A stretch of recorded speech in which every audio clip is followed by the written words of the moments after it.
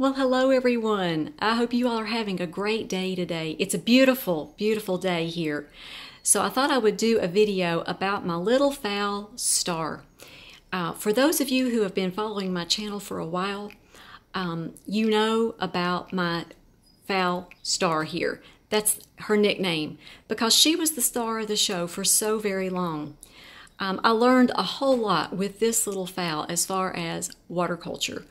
This is how I found out that miniature Phalenopsis orchids do not like water culture. She was in water culture for about a year and a half. And the roots grew on this little plant very nicely. She even bloomed once. And then after she bloomed, the leaves just started falling off of this plant. And I thought I was going to lose this plant.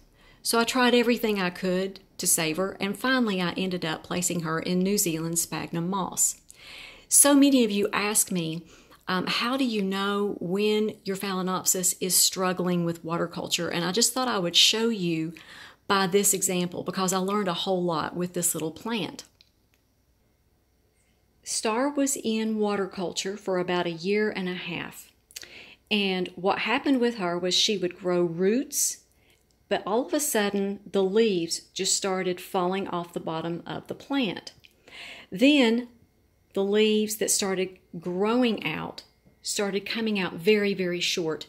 Do you see how this was one of her original leaves that has been on this plant ever since I had her? And then this leaf came out.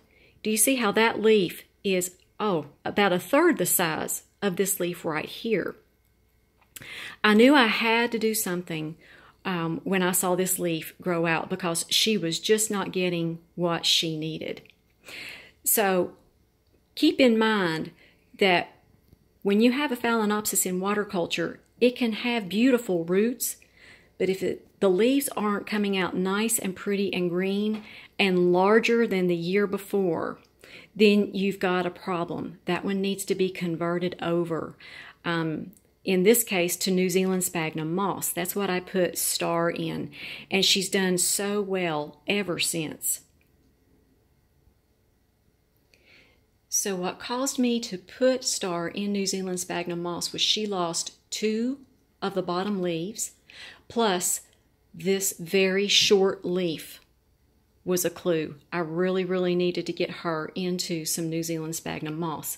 Now, let me show you the leaves that have grown since she's been in New Zealand sphagnum moss for a year and a half. Okay, check out these huge leaves on Star. These are practically as large as a regular size Phalenopsis now. I have fertilized her very well. She's in a nice sunny window and she's done beautifully. Now look at the leaf that grew out in water culture and then compare it to this. No comparison at all. So this is what's happened in a year and a half of it being in New Zealand sphagnum moss.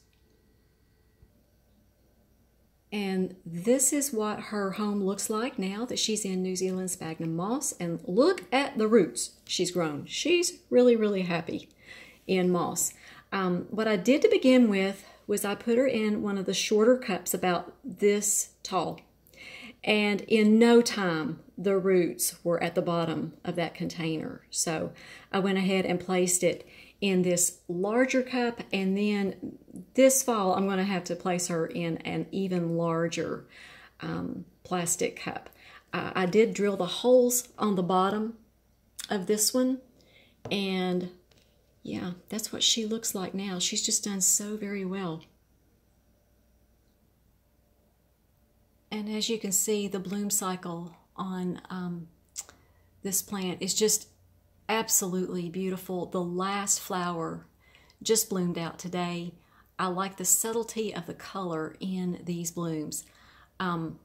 It's not just a regular white bloom. It's got a blush to it.